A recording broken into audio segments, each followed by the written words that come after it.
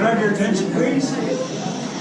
I'll now bring this meeting of Union Bay Improvement District Board to order. This is for October the 12th, 2017. The first order of business will be the adoption of the agenda. Before we get into the adoption of the agenda, I'd like to point out that there will be a question period at the end of the meeting. There's quite a few people here tonight, so I'll probably be limited to one question per person.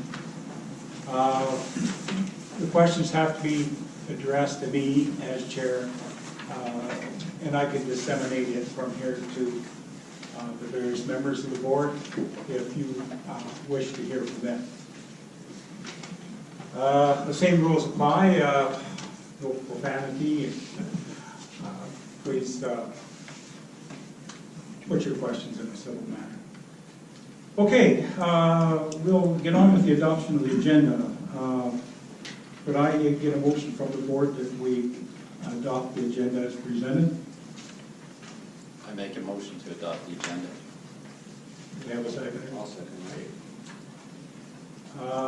All in favor? Okay, so we will accept the agenda as presented. Next is the approval of minutes. Because we missed the meeting, there is no minutes to approve at this time. So we'll get right into the reports, and the first report will be from Mr. Mason, our administrator. Board, I'll turn that over to you. Okay, great, thanks. Okay, so my first item on the agenda, or to talk about from my CEO's report, is the water infrastructure agreement. So a meeting was held with Brian from KIP, myself, and Peter, and our appropriate legal counsels.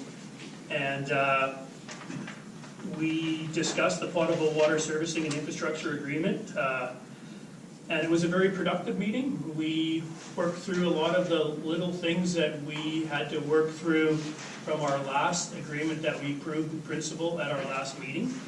And we basically walked away from the meeting with a few little to-dos from both sides. And at the end of the meeting, we agreed that we would have the agreement back by the end of this week. And I really don't want to steal your thunder, Peter. It's okay, go ahead. But so we have a signed water infrastructure agreement with KIP, and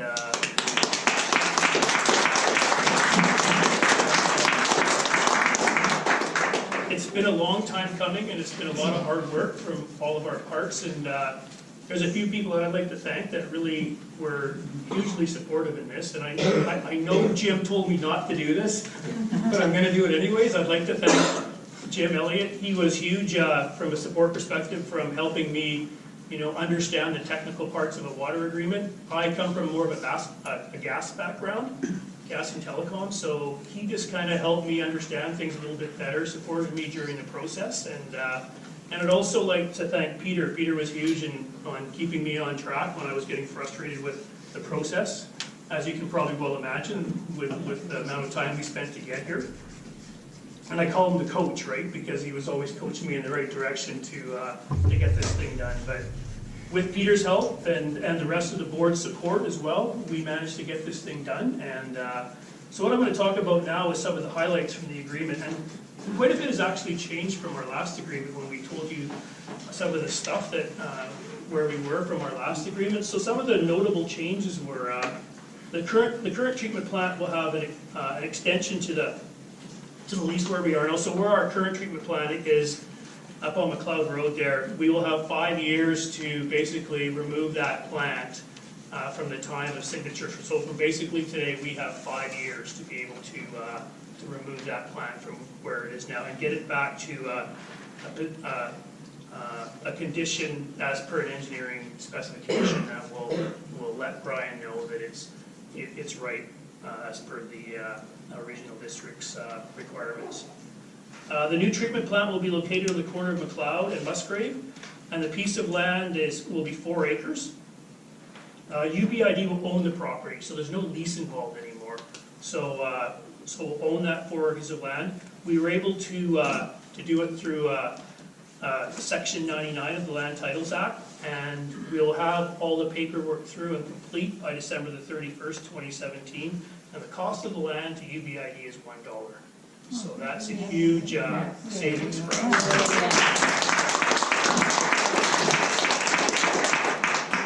And more good news. The new fire department land will be located on approximately one kilometer north of the current fire hall location. So if you know where the log house is on the four-way there, it's just south of that. And it will be 1 hectare in size, so approximately 2.2 acres. So that's more than enough land for a reasonable size fire hall. If you look around the valley here and you look at Cumberland, Comox, Courtney, all the fire halls are on probably half an acre to an acre worth of land. So we have 2.2 acres, so we have lots of room. So we'll be able to build a nice fire department that'll really suit the needs of the community. And once again, it will be done through a Section 99. It'll be transferred to UBID for $1. And because that piece of land is kind of a little bit further down the road from our perspective, we have 2 years, or Brian has 2 years, or Kip has 2 years to be able to complete that deal with us.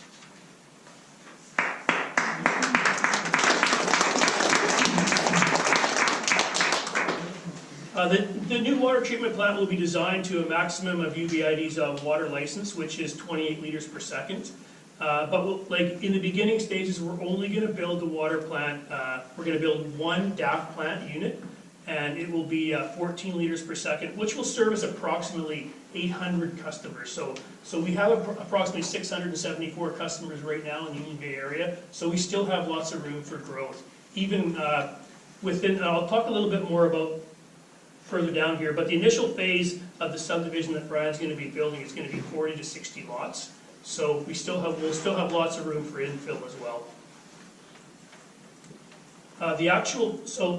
The developer, which is Kip, agrees to pay for the following. And this is basically almost right out of the agreement. The actual cost of designing and constructing the new treatment plant, including the cost of installing, upsizing, and replacing new and existing water supply or distribution pipes, conduits, valves, lift stations, and other infrastructure as directly related and required for the construction and operation of the new treatment plant.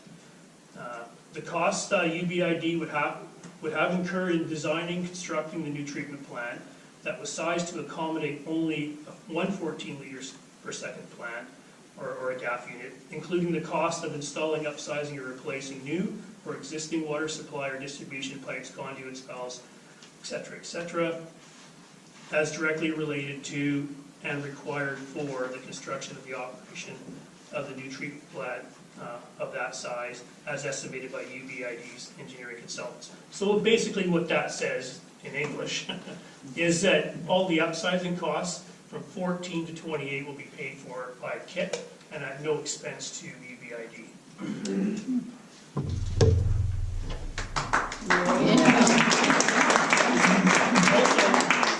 Also, the cost of purchase of the second DAF unit will be at the expense of the developer as well. It will not affect UBID.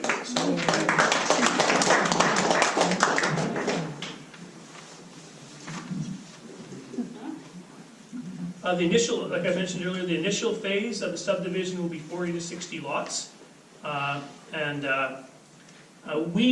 We've agreed, or UBID has agreed, to give reasonable consideration to the studies and reports submitted by the developer under Section 23, which is another part of the agreement, including proposals for expansion of UBID's water service through the addition of such other potable water sources.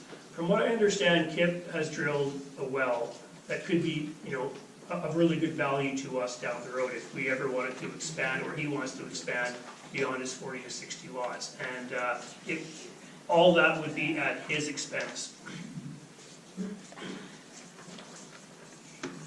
Any proposals for the expansion of the UBID water service shall be subject to the approval of the UBID Board of Trustees being obtained. And UBID's approval of any expansion of its water service shall be subject to the developer's agreement to be responsible, subject to any CEC credits that are available for all associated costs, including infrastructure costs and the cost of obtaining all necessary tenures, rights of way, licenses, and regulatory approvals.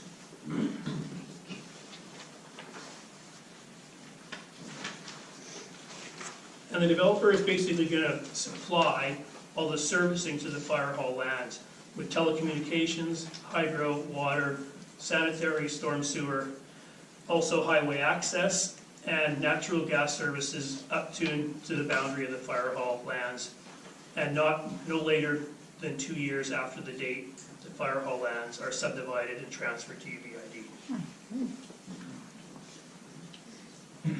So that's it for the report regarding the new water infrastructure agreement. And yeah, I think it's a very good agreement for the community, where we were basically given what is it, 6.2 acres of land for $2, and so it's been a really good deal for us from UBID perspective.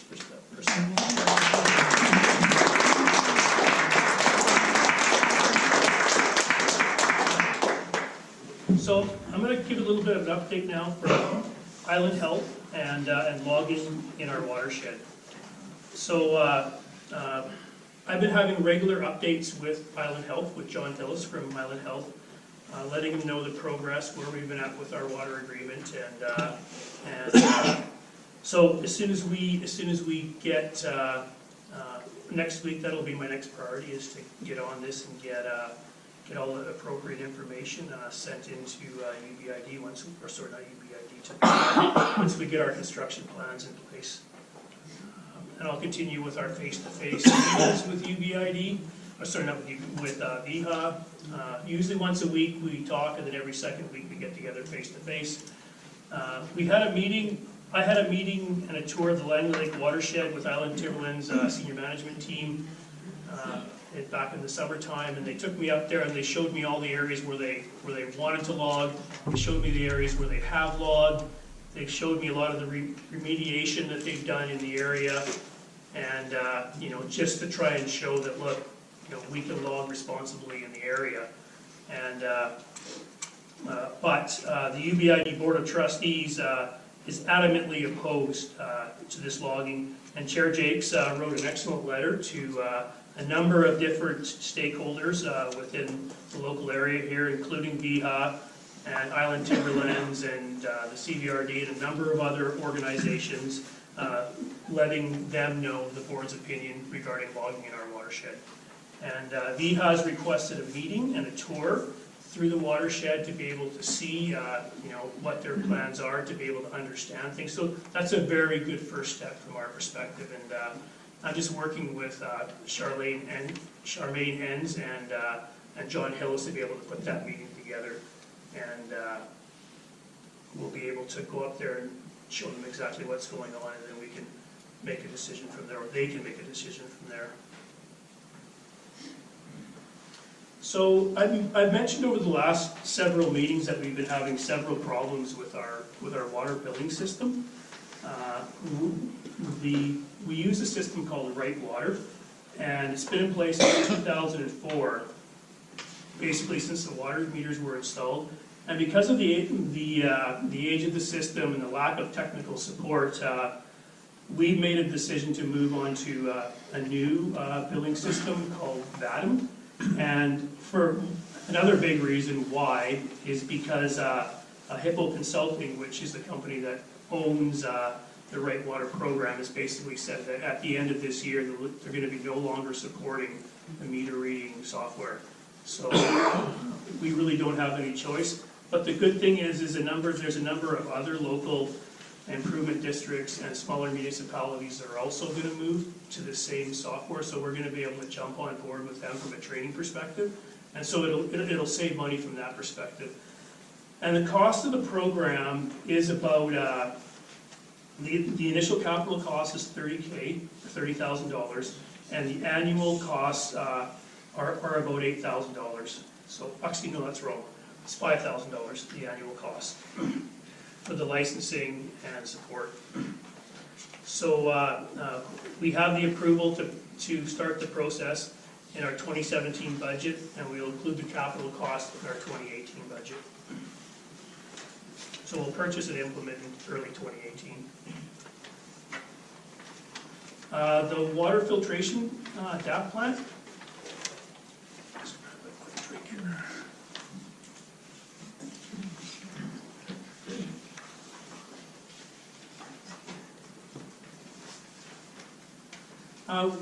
We received a report because of the delays in in getting the water infrastructure agreement signed with HIP. We went back to AWC, the company that we had preliminary chosen for the DAP plan. We asked them to extend their pricing to October the 31st. So now they did that for us, which was great. And now, since we have a signed water agreement, we're in a position now to be able to go out and award that contract. So basically, the board gave me approval to do some preliminary work with the suitability of the location up on McLeod Road. So we hired Coors Engineering, and we went up there and we did a number of different tests to be able to ensure that the site was going to work for us. Number one, before we signed the water agreement, and number two, before we went out and purchased this DAP plant. And Coors Engineering have come back and told us that it's an excellent site, and it's going to work very well for us. So I suggested at a COW meeting, I think it was July the 16th, that we move ahead with the AWC purchase as a result of the information that we received from Coors Engineering. But we also did quite a bit of extensive research on it, and they were basically, AWC was in competition with a company called Napier Reed, and Napier Reed was out of Ontario, and when we received their RFP, it was incomplete, and there was several pieces of information that was missing, so to the point where we had to go back 3 times and ask them for information regarding the RFP. So it made me feel pretty skeptical about them. And AWC made a significant effort to show Dan and myself the quality of the DAP plants that they already have. So we went on a couple tours and we went and seen some of their DAP plants working on Salt Spring Island. They had 3 different plants on Salt Spring that we went to see, and it was really interesting from that perspective to be able to actually see them working. And one of them was in a lake that was kind of a murky green color, so it makes our Langley Lake look pretty good, and the water that was coming out of there was crystal clear, so it was really impressive. The other reason why I really like the AWC is because they're located in Surrey, and so from maintenance, support, parts, and equipment, they're very close, and they have a number of different units on Vancouver Island already, which also makes them a good choice. And Napier Reed only had one other installation in Western Canada, and that was in the Queen Charlottes, and so they were located, and their plant is located in Ontario, so for support and parts and everything, it's a lot further away, so it makes it a lot harder to be able to receive maintenance, like if we ever needed them to come out to do any warranty or maintenance work for questions and concerns. And so when we looked at the pricing comparing the two, the Napier Reed, on the surface, the Napier Reed report or their RFP was about, I think it was about $50,000 cheaper. But when you really compared apples to apples, there was a whole bunch of stuff in there that was missing. So I went through and I basically made 2 different Excel charts, and when I compared the two and put all this exact same information into it with the same quality and everything else, the Napier Reed the Napier Reading was actually a little bit more expensive, $2,000 more expensive than the AWC solution. So later I'm going to ask for a motion to award the contract to AWC. We certainly did a lot of research and did our homework on this to make sure that it was the right decision for UBID. Now I'm going to talk about the annual operating budget. So over the last few weeks, I've been preparing the draft of the 2018 operating budget for the board's review and consideration. And so last night at our CAL meeting, we spent, or at the in-camera portion of the CAL meeting, we went through the detailed review of our 2017 year-to-date financial position, and we also went through the 2018 budget.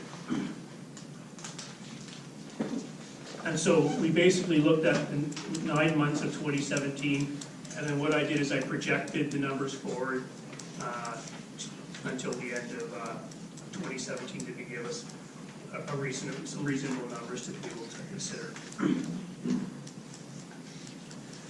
So this was followed by a determination of anticipated expense costs and increases for the next year. So the areas where we're going to have increases in 2018 are around BC Hydro rates, comprehensive insurance and ICBC premium rates are going to be going up, and also we are going to give, or we made a recommendation for a cost of living increase for the staff at Union Bay based on the year-over-year percentage change in the Canadian Consumer Price Index, as well as review of other comparable COLA adjustments. And we have also been included in the budget. So there's going to be a rate increase for the employees. We also decided to increase the administrative and water work staffing hours due to the continued low levels of property transfers, and also there's going to be a significant amount of training going on from the administration side when we implement the new billing system in the beginning of the year, until we all get comfortable with it. And the capital purchase of a public works vehicle will increase the vehicle-related operation costs, so for fuel, maintenance, and insurance. So that will add a little bit of cost to those, but really that's not too much of a big ticket item. So expenses are going to be, or are projected to be higher as compared to the 2017 budget. Revenues are projected to be slightly higher as well compared to 2017 projected actuals. So there's really not going to be a big difference as far as the revenues. I mean, compare 2017 to 2018, the revenues and expenses. So with the annual budget now complete, and upon its adoption at the board meeting tonight, we also have to drop two bylaws that pretty well go hand in hand. So what you have to do is you got to be able to get your budget together first, and then you have to, from the local government perspective, you have to adopt the 2018 fire protection and streetlight taxation bylaw, and the 2018 taxation bylaw, which is basically the parcel tax.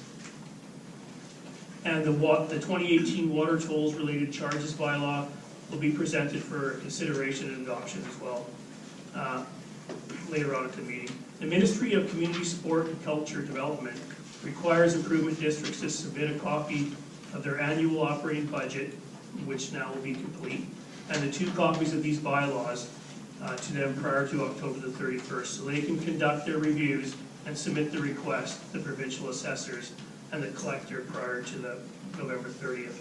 So they basically do the majority of tax collection for us, and then we receive those tax benefits. So this concludes my portion of the report for October. Very good.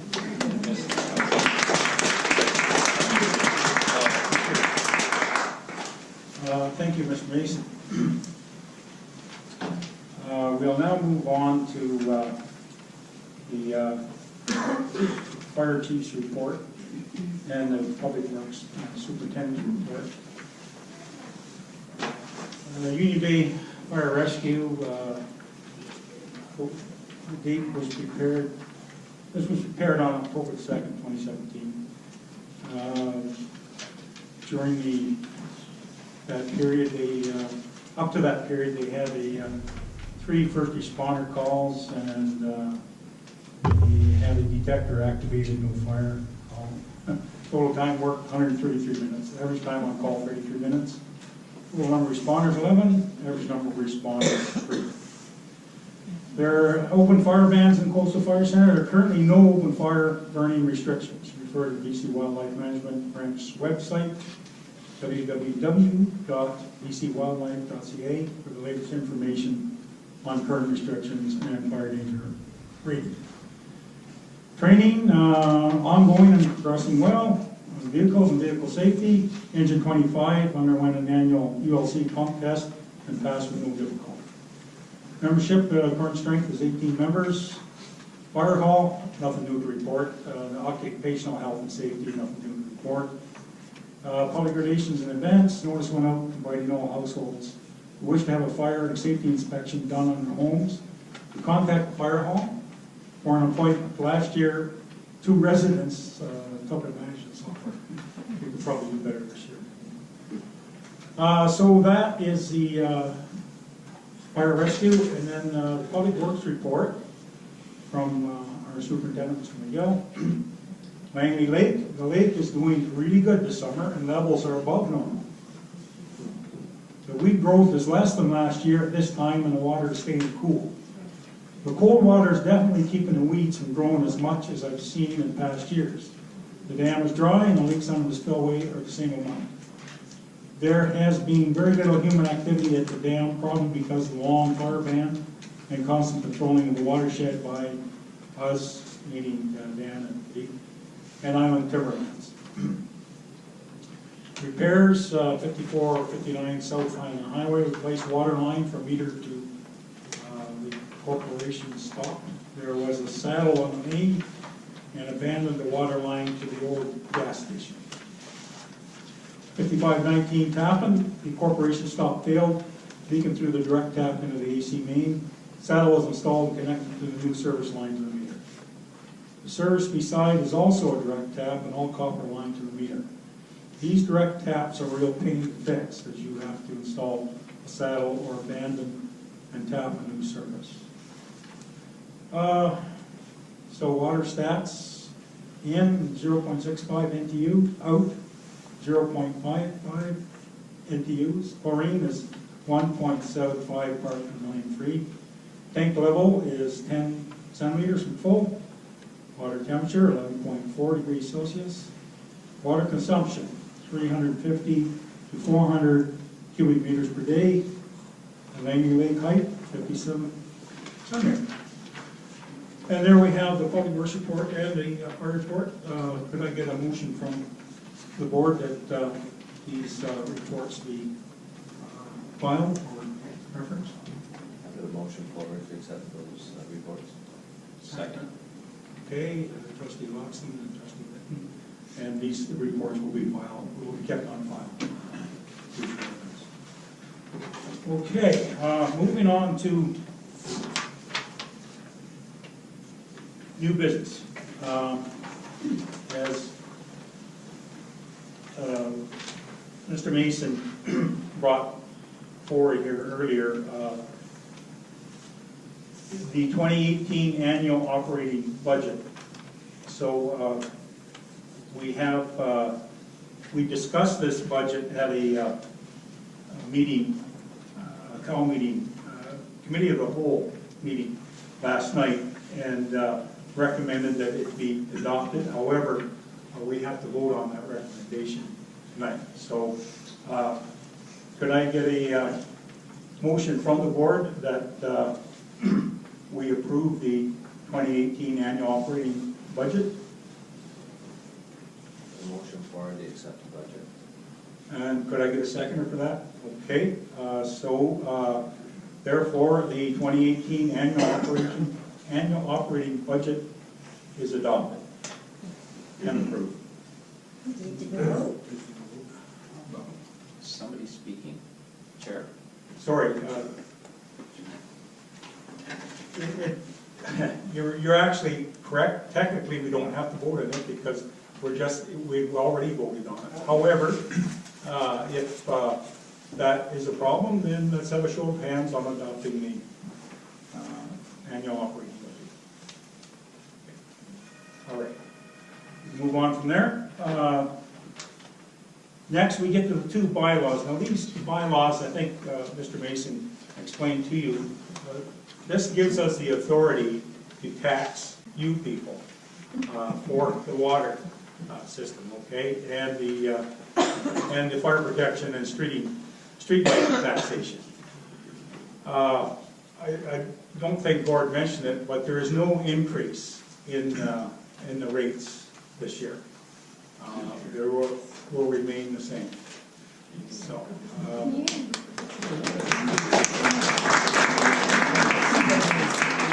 However, I now have to read in the bylaw.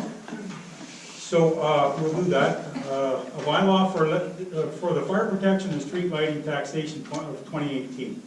This is a bylaw for levying taxes on the land and improvements within the Union Bay Improvement District, hereinafter referred to as the Improvement District, for fire protection and street lighting purposes.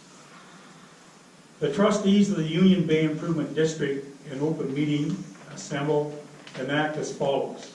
A sum of $452,660 is required by the Improvement District for fire protection and street lighting purposes for the year 2018.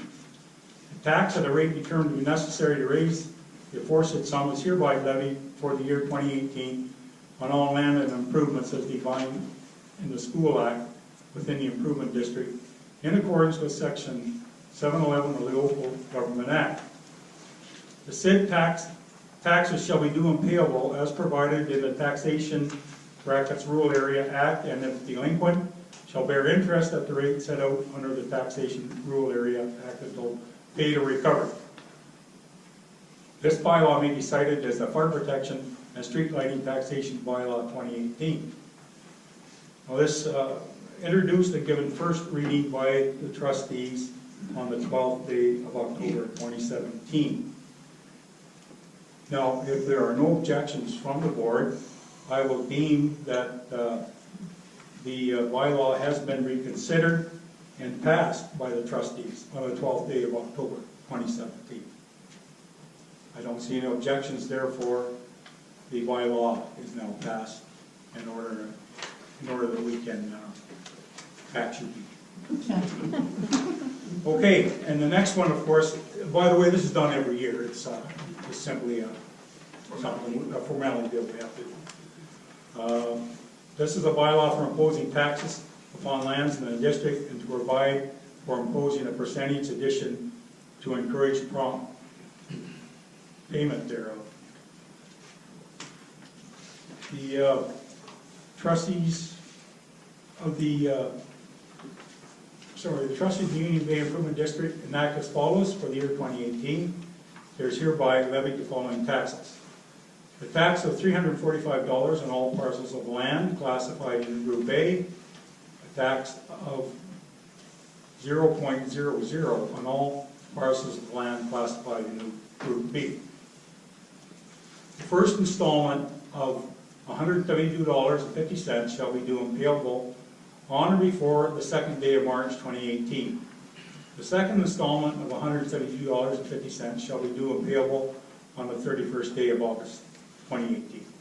A percentage addition of 10% of the amount thereof shall be added to all taxes remaining unpaid after the said dates. In addition, taxes remaining unpaid on the first day of March next, following the date upon which taxes are levied, shall bear interest at the rate prescribed by the Lieutenant Governor and Council under the Taxation Rural Area Act as set out under Section 717 of the Local Government Act. This bylaw may be cited as the Taxation Bylaw 2018. Introduced and given first reading by the trustees on the 12th day of October 2017.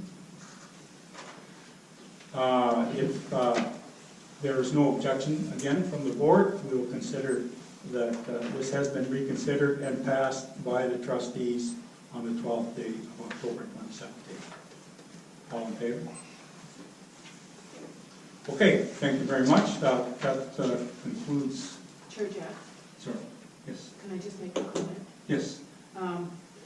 This follows in a conversation that you've had with the landowners at previous public meetings with regards to unpaid taxes, parcel taxes, and the property tax. And it's interesting to read that this is actually the legal means by which we can levy a penalty for those taxes and parcel taxes that remain unpaid.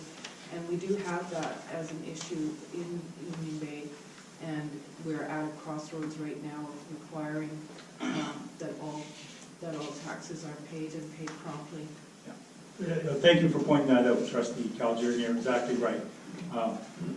This basically is the parcel tax bylaw, as you probably figured out. And you will know also, though, that there is no increase in the parcel tax this year. So, okay. Yes. Next, we're coming to bylaw number 264, the Development and Subdivision Water Regulation and Standards bylaw. Now, this bylaw was forwarded to the provincial government by the previous board, and it never gained ratification. I believe that Trustee Bitton, you have a Yeah, I make a motion, we do not proceed with bylaw 264.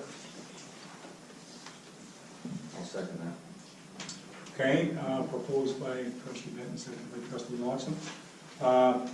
We have a motion on the table that we abandon bylaw number 264.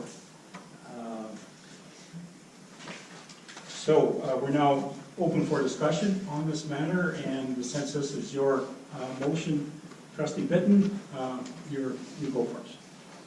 So in our negotiations with KIP and in our existing water agreement, we use bylaw 176 in the negotiations, so I see no need to consider this new bylaw. And it also seems very complicated. Our lawyer on July 12th sent us breaking down the bylaw, and he had 12 points.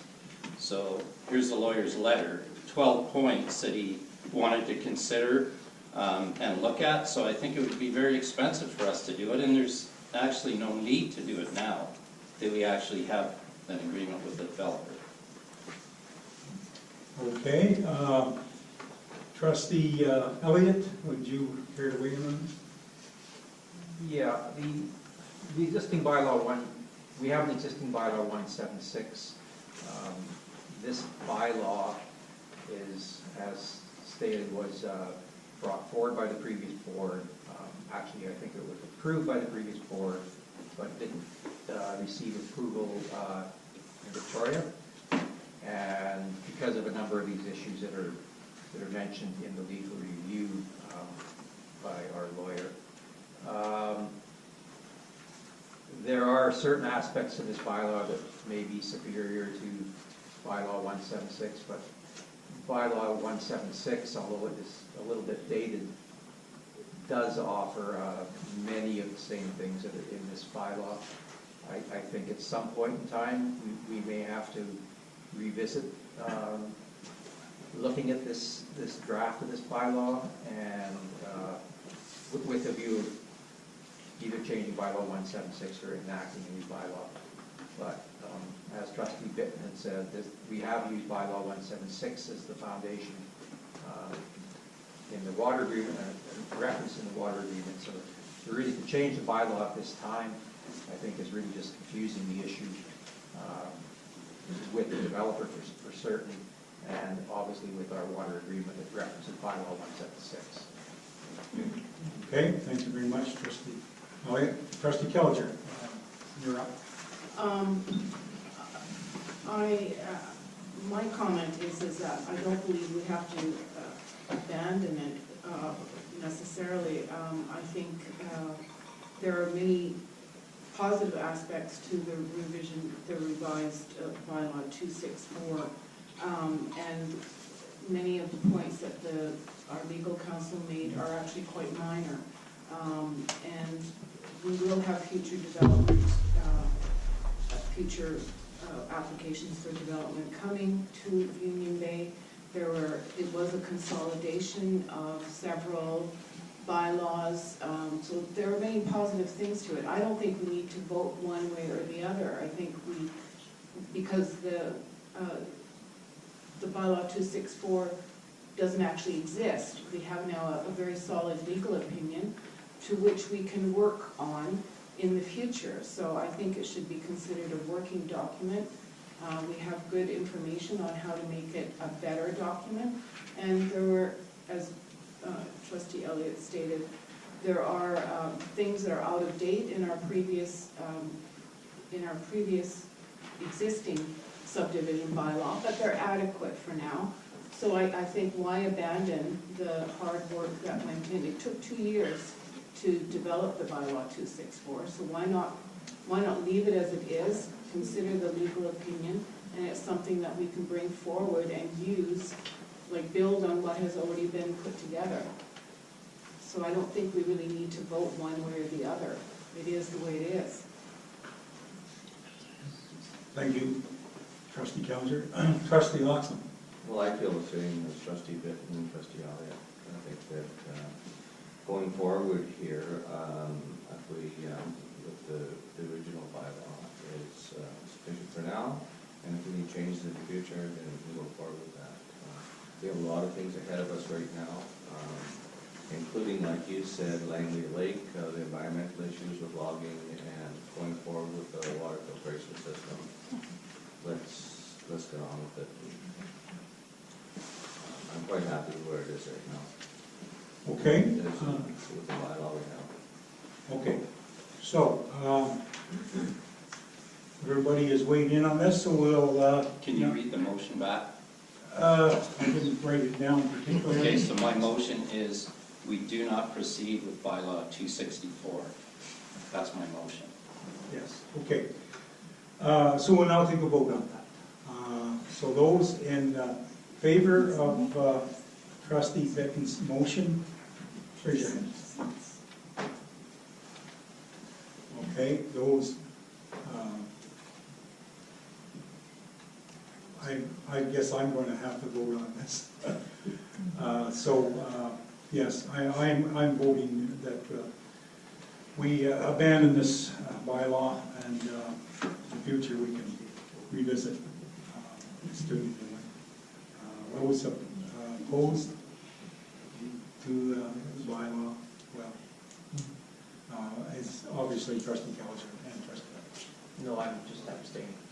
Okay, fair enough. Then motion put forward by trustee Bitton is carried. Okay. Next, we'll move on to other business. We have a report here. Clear and safe water for Union Bay. No, just the Sorry? contract. Oh, yes, sorry. Contract approval and awarding of the DAF plant. I believe, Elliott, and you are prepared. Sure. Yes, I'd like to make a motion that the contract for the award of the 14 liter per second DAF plant, in accordance with the AWC quote of $545,503, I move that be award be finalized, and we proceed with giving the award to the AWC. Sorry, that was shitty motion. I'll second it. You know what I meant, right? We got it. I think we got the picture here. I was going two different places. Okay. But the motion basically is that AWC be awarded the contract for the supply of the DAF plant. Thank you, trustee Elliott. So the motion that we have put forward by trustee Elliott is that we award contract to AWC for the debt plant in the neighborhood of $545,000. Is that correct? Correct. Okay, so could I have a second on that? Second by trustee Lawson. So we'll throw it out there for consideration. Is there any comments before we ask the call for the vote? Well, I would just like to say that the AWC were, as Gordon said, once we compared apples to apples, were a low bid on the contract. They have a number of units that are operating on Vancouver Island and the Gulf Islands, and they're also the company that provided the trial DAF unit. It was called Corex at that time. That was did some pilot testing on our actual water system, and it found to be very effective on it. So I think they're probably the best choice for the board at this time. I'd like to mention thank Gord for his hard work on this, because he really did a lot of work and drilled down and checked things out, so thanks, Gord, for that. Those in favor of trustee Elliott's motion, raise your hands. Okay. The motion is passed. So we will have a filtration plant.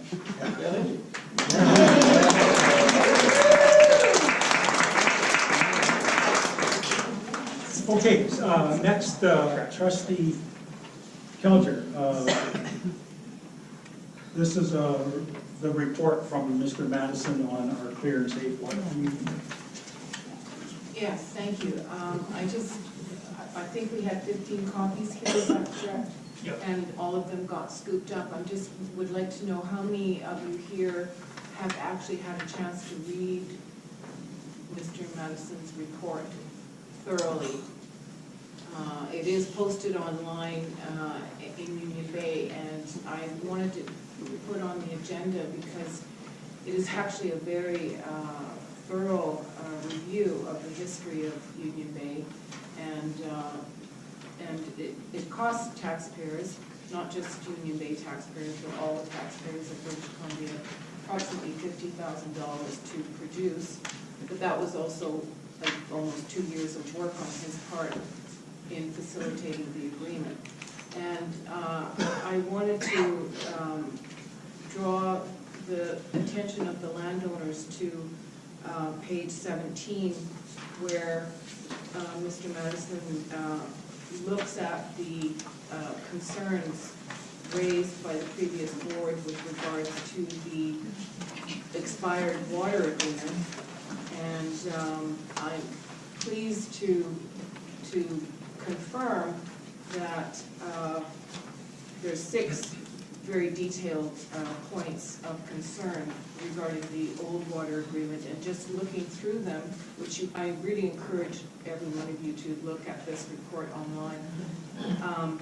We have this new water agreement actually addresses 5 of those 6 concerns, which is quite remarkable, and I want to thank the hard work of the entire board in bringing that to bringing this long and difficult journey to a positive conclusion.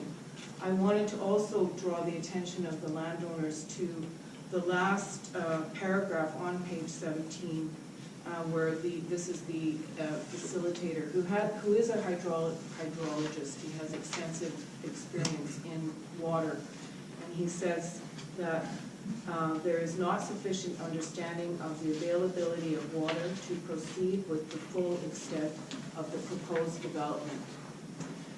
Proof of the availability of water through a comprehensive hydrologic analysis is absolutely necessary before undertaking investments measured in millions of dollars. This is really important to understand because there has been a lot of misunderstanding and belief that we have plenty of water, and it's here in black and white that we don't actually know that. The final statement is there are some hydrologic analyses that have been done based on basic watershed information and existing information, but there is no solid analysis stating a sustainable yield that could form the basis of an investment decision for the full build-out of KIP. And that was one of the sticking points of the expired agreement, the full build-out of KIP. So this was something that we worked very hard as a board, and all of you know how diverse and how divided we were, thank you, on this issue. But we were all united, and this is quite remarkable. It speaks to the community as a whole. What we were united on is having a water treatment plant for Union Bay and ensuring that we have enough water for the future for Union Bay, and that we own it and that we control it. So we came together when we realized that we're really all on the same page. So that brings me to the pages 25 and 26, where Facilitator Madison makes some very clear conclusions and recommendations. And again, we have actually accomplished, to a degree, there's only 5. But again, I really encourage everyone to read these recommendations thoroughly. So there's 7 recommendations in total. We've achieved 2 of the 7. And my purpose in bringing this forward today is that I would like to propose a motion that the board endeavor to consider seriously and move forward on these recommendations. We have a real gift of a $50,000 report, which applies absolutely to Union Bay on critical issues that Union Bay is faced with right now. I think we can show to the community that we can work together. We have accomplished an amazing, really amazing thing. Let's continue to work together. So that's my motion. It's kind of a motherhood and apple pie motion, but it's to demonstrate to the community that we have more work to do, we can do it, and we're committed to doing it. Thank you very much, Trustee Kelly.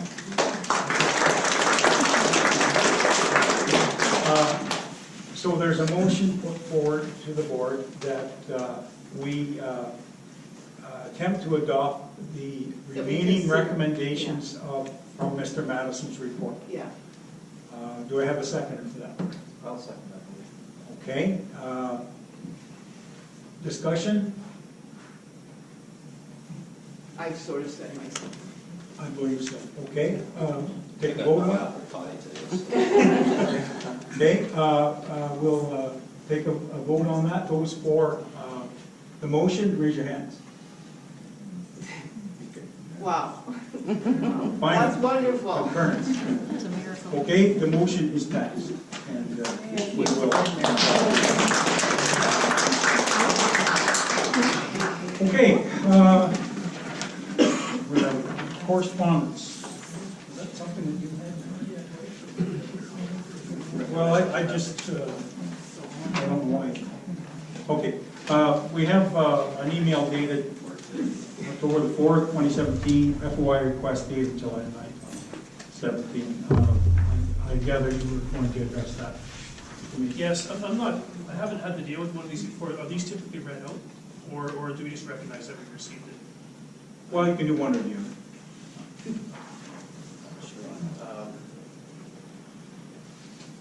You may wish to refer to the person's report as the landowner. So I guess, so I refer it to the landowner? No, as the As the landowner. landowner, you don't identify. Not to this Okay, person. yeah. Rather. Yeah, I'll just read it then.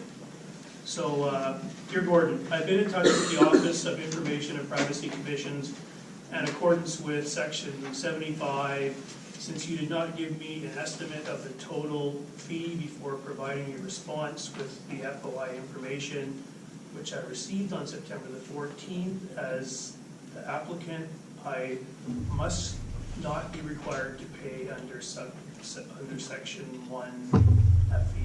Therefore, I would appreciate if you would void the invoice dated September the 24th for $200, which I received September the 21st, 2017 from you by email, where you charged me for 4 hours of research time, which equaled 4 times 50 is $200. Please send me the documentation with confirmation of the voided invoice. Also, regarding the missing 3 attachments to the 2 sets of UBID in-camera UBID minutes, please state the reason why those 3 attachments were included. This information is also required by the Officer of Information and Privacy Commissioner. Those 3 attachments were part of the document and as such should have been included, supplied by a landowner from UBID. Okay, thank you very much for that. I assume that you'll be dealing with that. Yes, already told us. I think it should be discussed here, though, any freedom of information request, there is always a charge for that. That's a standard process.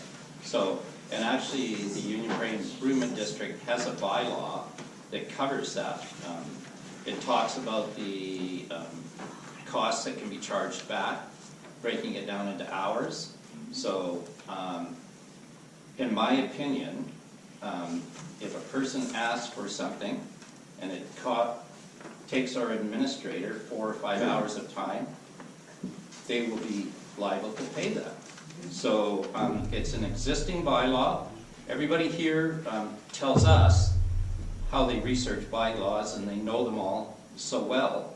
So it's very strange to me that somebody is not aware of this existing bylaw, and secondly, the cost of freedom of information requests. It's standard. I mean, I even know that when you ask for freedom of information, you're going to be charged, and you're charged before you receive the information. So I see no reason why we would not follow through with the invoice. Trustee Allen. Yes, with all due respect, Trustee Bitton, there is legislation. It's a legal legislative legislation in the FOI process that outlines what can be charged and what can't be charged. I'm by no means an expert, but I did a little quick reading the other night on it, and it appears that the first 3 hours cannot be charged unless I'm reading the legislation wrong. There's also be no charge for electronically provided information that's available electronically for the first 3 hours. There's also provisions for providing estimates to people as to what the charges may end up being. So, but not being an expert on FOI, I would really hope that our administrator, when he gets time, will look into this and nail it down so we're not...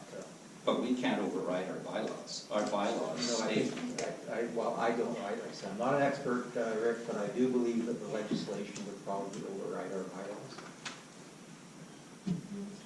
Oh, I don't know about that. Okay, Trustee Kelder. Yes, I can confirm that the FOI, Freedom of Information and Protection of the Privacy Act, that legislation absolutely does override union-based bylaws. It is a separate legislation, it's a separate body altogether, and it's legislated separately. And I know this because I worked for 20 years in the school district as a student support services and a counselor teacher, and I know the FOIPA bylaws quite well. I agree, though, and we all agree, that we need, as a board, training on that, and that is something, but we are legally obligated to follow the rules as set out in FIPA, not our own bylaws. And there are very strict rules about timelines, there are very strict rules about what is released and what is not released, and there are very strict rules about the fees, including that the first 3 hours are not charged, including that if it is, that estimates must be given beforehand. So, and they are all written in there. They are readily available online, and they're all written there. So what we need to do as a board is, and I'm more than willing to volunteer to, because it isn't necessarily a board that has to be the person in charge of each elected body determines a person who takes on freedom of information requests, because it is an onerous task and it's quite picky. So I'm happy to volunteer. I would be willing to go for the training to do that, and because it is time consuming, but we have to follow the legislation. Okay, thank you for that. I would like to see maybe Gordon also just look into, talk to the ministry on this, because the other issue is there's the same one or two people all the time phoning in, tying things up, same people all the time. So it's a 3 hours, as far as I'm concerned, 3 hours to start from the first item, because we just don't have the time. It's like, it's getting ridiculous, the amount of time that Gordon has spent on a lot of this stuff with some of the emails, you know, the ridiculous emails that we get, and I really think we have to be respectful to our administrator, and maybe we can follow up. Again, you have the rules, but I think we should also follow up with the ministry and go from there. Yeah, I firmly believe, you know, everybody's got their opinion of how things work here. If we've got bylaws, and everybody here is such a firm believer in following our bylaws state that the person that asks for that information is charged. And there's a reason for that, where, I mean, if this is a very pertinent question and there's a lot of meaning to it, certainly, you know, it has to be done and they're charged for it.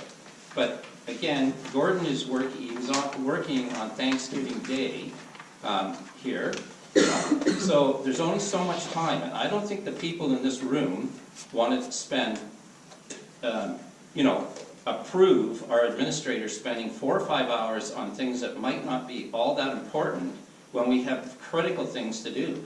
So the bylaw to me is what rules here.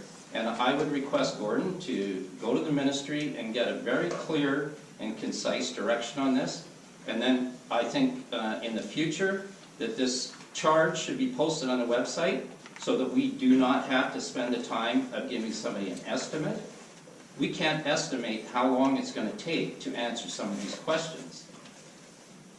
So that's what I would like to see happen. And I don't know about the people in this room. Our administrator cannot be tied up for hours and hours and hours by the same people asking the same questions. Okay, Again, I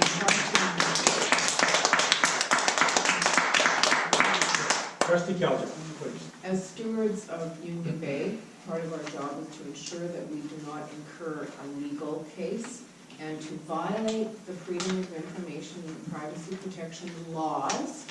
We would be sued for that. So before we speak any further about which we clearly do not know, Yes, I exactly. suggest we research the Freedom of Information laws pertaining to what fees are charged. I'm referring to Freedom of Information requests, not general emails that are, or questions that are brought into the office. I'm specifically referring, as the landowner's letter was in reference to, Freedom of Information formal requests. There is a process that has to, by law, be followed.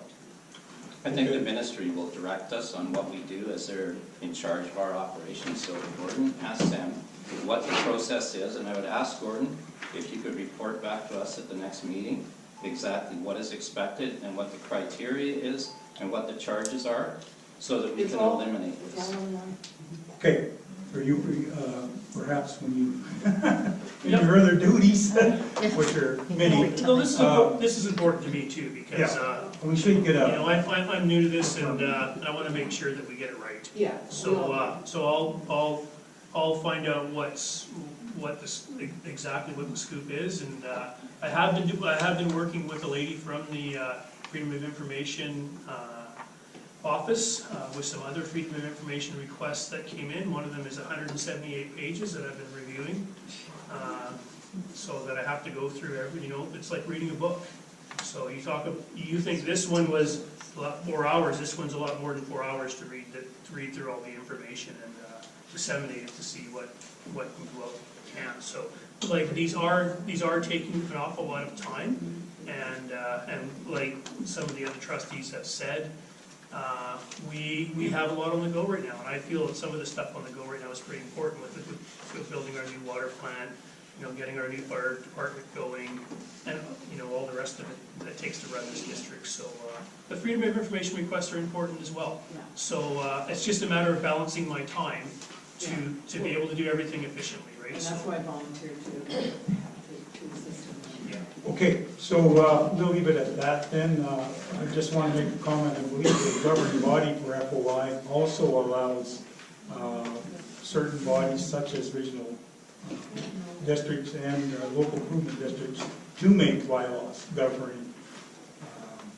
the freedom of information charters. However, we'll leave that with Mr. Mason, and I'm sure he'll come up with the information we need.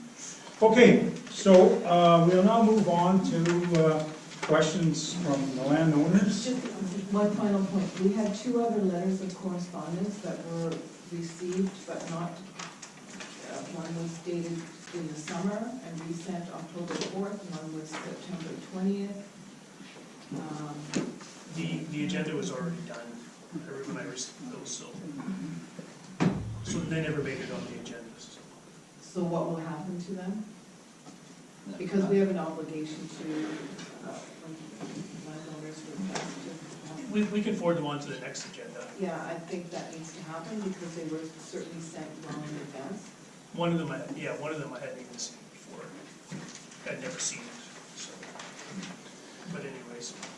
Okay, questions? Yes, sir.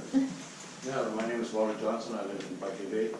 My only real thing that pops up right off the top of my head about this water treatment plant is it's still gonna have to pump water to some of those houses up there, is it not? That, and yes and no. Okay, my concern is, now we have a fire going on up there, a big fire. Well, what I didn't tell you, there's snow and ice on Cloud Road, the fire truck can't get up there. Now we've got all this, is there gonna be adequate water pressure up there to fight this forest fire, or fire, whatever, if that truck was able to get up there in the first place? That's my concern, is water pressure. I don't think that where that water plant's gonna be on the KIP property, I don't think it's gonna be adequate enough to service. And if you don't think there's gonna be a forest fire coming, just have a look around this province, and have a look at California right now. We're in trouble up here. And I just really hope that water treatment plant, where you're gonna put it, is gonna be suffice. Fire trucks. Yes, well, in terms of pressure, what we envision, and then this is just me talking here, okay, so don't hold me to this, is that we will install a reservoir. We have to probably install a reservoir there, and we'll have more than adequate pressure. As a matter of fact, we'll probably have to put in pressure limiting devices. And volume. Well, Out of your tank. a 250,000 gallon tank, to start with. So, yeah, that part, the engineers will address that problem, sure. I hope so. I'm sure of that, yes. Okay, this chap down here, Mr. Davis. I'm asking about that legislation on FOI. Are we talking provincial or federal legislation? Well, I think it's a federal act, freedom of information. Well, there's 2, there's provincial and federal. Okay? Thank you. We fall under the provincial, Provincial.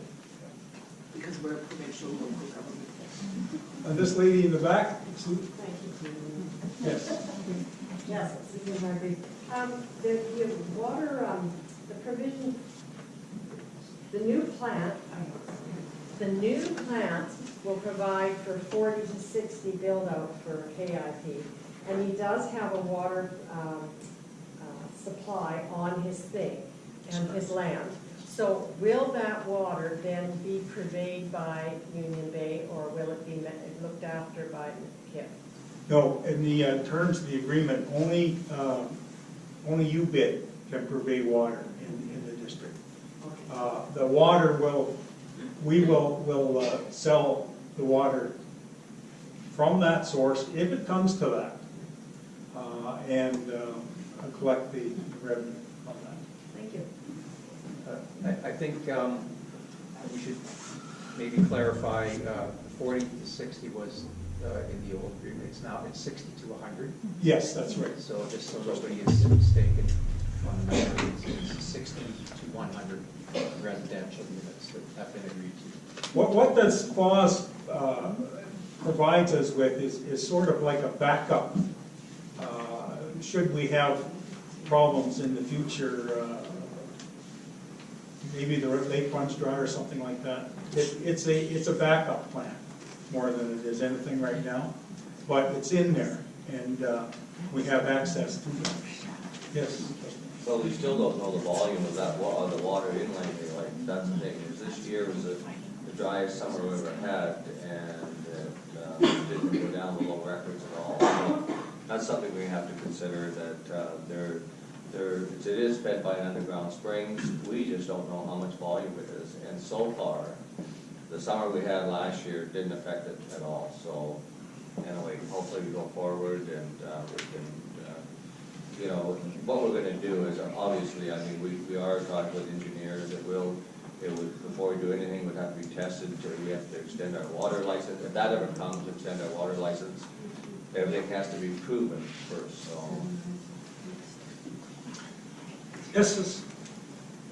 Yes. As with most of us here this evening, I'm pleased to hear about the acceptance of the new water infrastructure agreement. My concern is, under the master development agreement, there is a requirement for the regional district to approve this water infrastructure agreement. And I'm wondering, and I'm hearing rumors, that the regional district may prolong this whole process by delaying this review and approval on their part. Is there any... Thank you for pointing that out. Yes, there is a process where the developer now has to apply to the regional district for approval to subdivide property that we get from the fire hall property and the property up at there for the water system. That is why I believe we hurried this up a little bit so that he can get that on their agenda for the November meeting that they're having. And we're hopeful that he will receive approval in order for him to do that. If that's the case, there's a very good chance, weather permitting, we could have a shovel in the ground at the first of the year on the plant. Trustee Kelly. I just would like to add that the CVRD has actually made it very clear that they're open and to modifying, in other words, to making this happen. We discussed that at last night's meeting as well. The CVRD has been kept in the loop as well, so I'm not sure where you're getting your information from, but I anticipate that it will be approved. Yes, Ms. Grant. We need approval from the regional district. I think here's an opportunity for our glorious regional director to do some work for this community, which we haven't seen. Okay, well, that really wasn't a question. Okay, anybody else? This lady behind the gentleman. Hi, yeah. Sure. When... Your name, please? It's Karen. Karen? Yeah. So when Gordon was talking about the KIP UBID water infrastructure agreement, I'm just a little bit, I guess, confused about the 40 to 60 lots. In the past, the regional district, in the water infrastructure agreement, they said that it's, I believe they said it's not lots, it's doors. Residential units. Residential units, that's right. Okay. I just wanted to clarify that it's not. It's 60 to lots. 100. 60 to It's 100. actually now 60 to 100. We also have units. Residential Residential lots. Yes. Residential Yes. units. Units. So that was one of the things we did, was we had the language conform throughout. Okay, he said lots. Yeah, so, I just wanted to yeah, clarify that. good point. Okay, yes? ma'am? Yeah, who's the head in the organization? The head, that's what Susanna was speaking about. Each government, you're supposed to have a head that deals with the freedom of information. Yes. And it isn't automatically the administrator. In fact, it doesn't even have to be somebody on the board. And that's why it's not taking away any time from him if you appoint somebody else as the head. Yeah, that's true. Well, we don't have that luxury. We No, have- you have to. I'm sorry, we don't. No, Okay, We'll yes. both of the administrators. Excuse me, Chair Jakes. Yes. The landowner is correct that in terms of specifically freedom of information requests, any local government can appoint someone to handle those requests. She's absolutely correct in that. And that is part of the legislation, which is why we need to be really informed of the freedom of information legislation. It doesn't mean that the head of FIPA requests is anything else other than that. That's just their designated job. And it's so that the administrator doesn't have to carry the burden of it. I understand that. It's anticipated that as we move along here, and a lot of these freedom of information requests will probably dry up, because from now on, we've had to, because of contractual considerations, we've had to do a lot of in-camera meetings. Hopefully that won't be the case anymore. So all the information that we will be producing will be available on our website, or we'll make it available to the public in whatever way we can, okay? Yes? I was wondering about when the development starts, how's that going to be financially beneficial to the community? Well, it's going to provide jobs. Perhaps some of the people here in the community will be able to work. Also, as development comes forward, we will be getting more revenue from the sale of water. Right to UBID? Yes, yeah. We will be obtaining money in the form of CDC credits from lots other than that produced by the developer. Yeah, it will be of great benefit to the community. And it's something we have to do. We've been mandated by the Board of Health to have this in place, and they've been snapping at our backs all along here. And I believe that the regional district is now feeling some of the heat as well.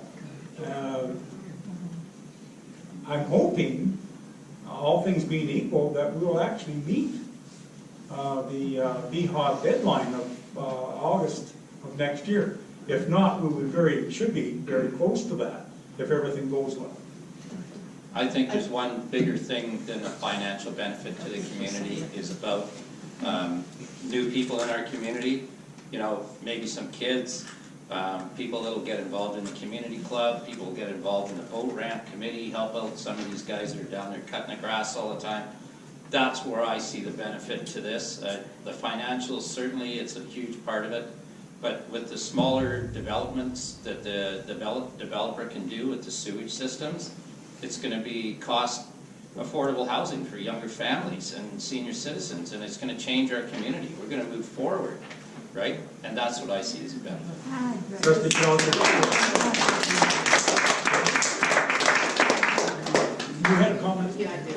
I just want to be clear that the CEC credits, for example, is not a money-making venture for UBID. The CEC credits are to offset the cost of providing the water. It's not a profit-making venture.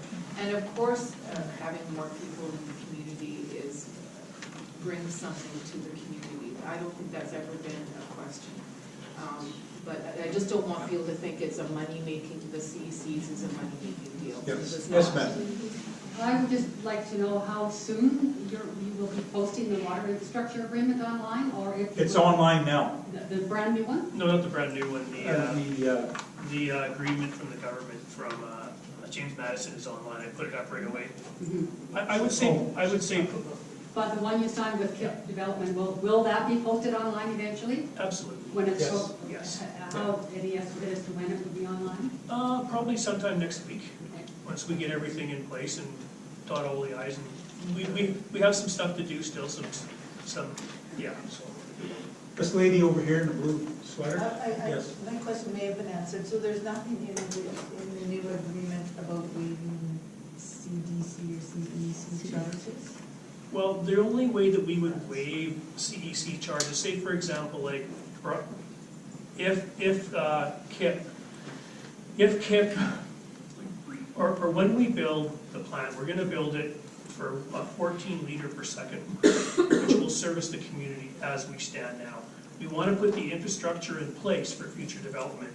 The developer will pay for that infrastructure up front, so he will get a CEC credit for that. So say, for example, that money he puts up, I'm just gonna throw some round numbers out, $100,000 to be able to build the extra infrastructure, to be able to accommodate an extra plant down the road, if and when he ever builds that extra capacity, then at that time, when he develops those lots, he would normally get CEC credits back, but he's already given us $100,000. So it's basically an interest-free loan for us for X amount of time until he develops this subdivision. So that's how it works. Is that clear? Just to clarify, it's not the never-ending CEC of that previous agreement, so it's not that. It's a specific. Yeah, we Mr. have, Godfrey. just one more comment. We have very specific language in the water treatment agreement that deals with exactly how the extra costs are gonna be dealt with. And we have a very good agreement as far as how KIP is gonna pay for that. It's very clear how he's gonna pay for it, and it's gonna be, yeah. So, and you'll be able to read it all in the agreement when we post it online, so. Okay. Jim? Yes, go ahead. Yeah, I just wanted to, I think everybody got what Gordon was saying, but just, if I could just reiterate the whole thing about what KIP is paying for, what he's not paying for. So, we've committed in the water agreement to design a DAP filtration water treatment plant, to design it to accommodate a total of 28 liters per second, which takes us out to our maximum build-out of our water license. We're only going to build, UBID is only going to pay for the infrastructure that is required to install a 14 liter per second DAF unit. KIP will pay for the upsizing costs of the building and the other required infrastructure that will be needed when that plant has to be expanded. Okay, so he's paying the difference in cost between a 14 liter per second plant and building and a building that will accommodate the second unit. So the upsizing costs of that building. The building will not have the second DAF unit in until it's required.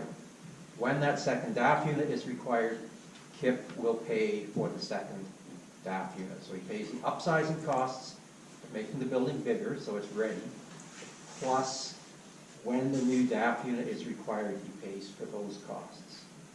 So And you said there's room for him to build, it was 20 to 60? 60 to 100 is In the 14. within our existing, which would still keep us probably below that 14 liter per second. If it turns out that we need 16 liters per second, KIP will then pay for the new 14 liter per second DAF.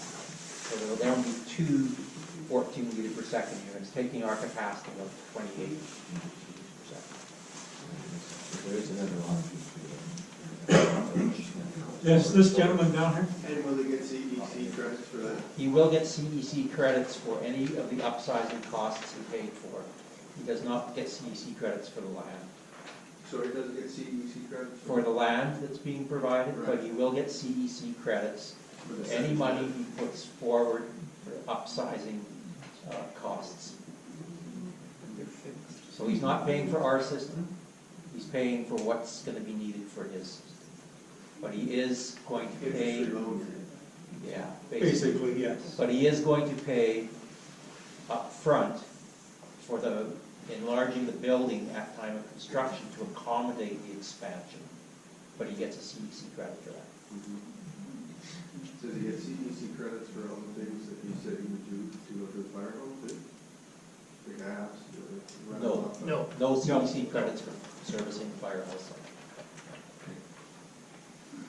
Okay, that's, oh, Mr. Duff, yes. Just to get away from You have water, your question. just to get away from water, go back to fire. In the fire chief's report, I was pleased to hear that the new truck is now passed and fully serviceable. And I'm just curious, as all the others in the room are, as to the disposal of the old truck. That was never mentioned, and I'm just wondering what the status is on that. Yeah, we've The been, board handle up. yeah, thanks. I get to answer the fun questions, right? Thanks for that, Dave. Anyways, yeah, we've been working really hard to try and get rid of that truck, to try and sell it. I've contacted a number of different volunteer fire departments to try and see if they might be interested in buying it from us. I thought we were close with the new fire department up in Mount Washington, but it doesn't have it, like the back part of the cab is open. So for Mount Washington, it isn't very good for the guys up there for practicing and stuff, because it'll be a little bit chilly riding around, right? So basically, right now, we have an offer from a fire department in Saskatchewan that are interested in it. And basically, it's not worth very much. Like, we're lucky if we can get a couple grand for it, and it's just because it's outdated, and none of the, like, those older trucks take a lot of certifications to be able to keep them up and running from a fire department perspective, so it costs more money than it's worth, right? So that's why a lot of them end up upsizing to these nicer trucks. So that's where we're at. So if we can, we're gonna try and, get rid of it to this department in Saskatchewan, so that's where we're at. I thought Cleve wanted it. Are you up for a road trip, Gordon? Yeah, Yes, Yes, sir, the video's gonna be put on YouTube. yes. You know that that's violating your bylaw. no, they're gonna be put on the website. Well, they're gonna be put on the website. They're not going on YouTube. Yeah. Yes, well, where are you hosting them? Well, I'm gonna work with our web provider, and he is gonna help me get through the procedure to be able to get them onto our website. But, okay, so. Okay, so that's my answer to the question. I'm working with our web provider to be able to look at options. So you're not putting them on YouTube?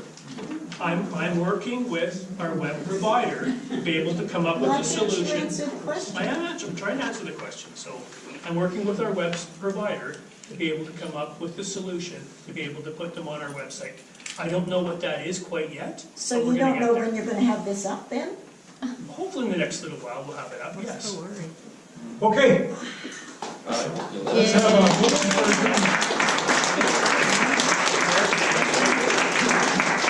Motion carried. We're ready.